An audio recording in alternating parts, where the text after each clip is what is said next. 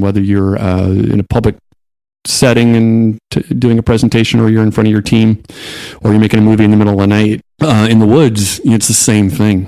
Just be present, listen, understand, and connect. Welcome to the Schmidt List, the podcast for people dedicated to managing successful projects, developing impactful products, and building engaged teams.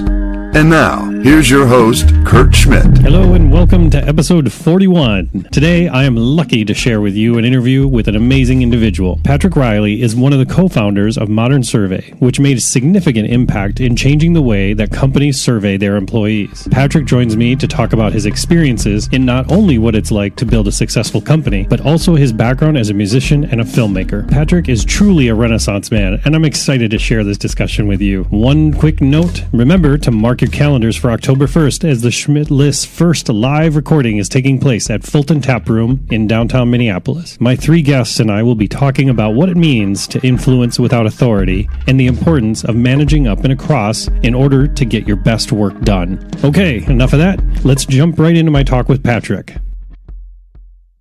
Patrick, thanks for joining me today. Thanks for having me, Kurt. It's great to be here. I'm excited to talk to you. Your background is so interesting to me because you're not only been successful in technology and business, but you've also been very successful in the arts. You worked in filmmaking and been a musician. Tell me about what came first, the arts or the business? Like, how did that happen for you? Yeah, it's so interesting to go back in time. When I was in college, my intentions were really very much around the arts. So I got my degree in filmmaking, and my idea was to be a film director. Mm-hmm. So fresh out of college, I landed in Minneapolis and was working initially in public television, and then was working on some independent movies and music videos here in the Twin Cities. This is many, many years ago. Mm-hmm. And I was like, oh, this is great. Kind of starting to break into the business. Then ended up in Los Angeles for a year, breaking into the studios. As you do, right? As kind of going through that traditional, let's just try and learn the business and find my way around. But then I was presented with the first kind of, challenging period. So like I said, I really had wanted to be a director. So I was working a lot of scripts. So I went through this period where with a screenwriting partner, this is my early 20s, where we were writing our first couple movies. And then we had some producers that were interested in the film. And we're like, oh, this is amazing. You're 23 years old. We're going to make our first independent film. And we went through that whole process of interest, getting it shopped around LA.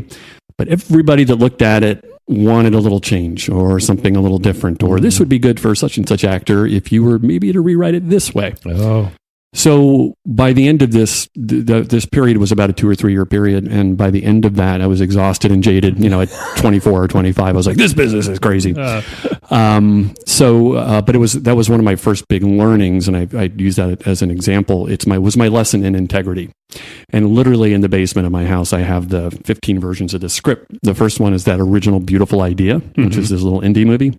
And by the end, it's this complete horrible piece of Hollywood crap. Right. It doesn't look like anything what you thought it would. Exactly. And the game was with my screenwriting partner, it was just, man, if we can just get this movie made, then we can go do what we really want to do the next movie. But it was a lesson in integrity, and that is a big thing that carried forward with me. I didn't know this yet, much into business. And then I ended up, after that, I was a musician for many years and sort of took that lesson in integrity and said, okay, I was like this sort of idealistic punk rocker for the next 3 or 4 years. Nice. That put strong rules around how we made things and very non-commercial, and my integrity really started to deepen. But to pay the bills as a poor punk rocker, this is sort of the late 90s. This is when tech was just beginning, and I happened to have had some skills as a coder, and I started to sort of jump into some tech and learn that. And that was just sort of a side hustle for me at the time. Then as I started to move forward in technologies, eventually to cut to the chase, I didn't make any money as a musician, but those learnings around integrity, process, how you build these ad hoc teams, like a band is an ad hoc team, how you get people to understand and believe what you're making, how you try to remain authentic and stay focused on your original ideas. Those lessons were so important to me when I became an entrepreneur in business, and I had no idea.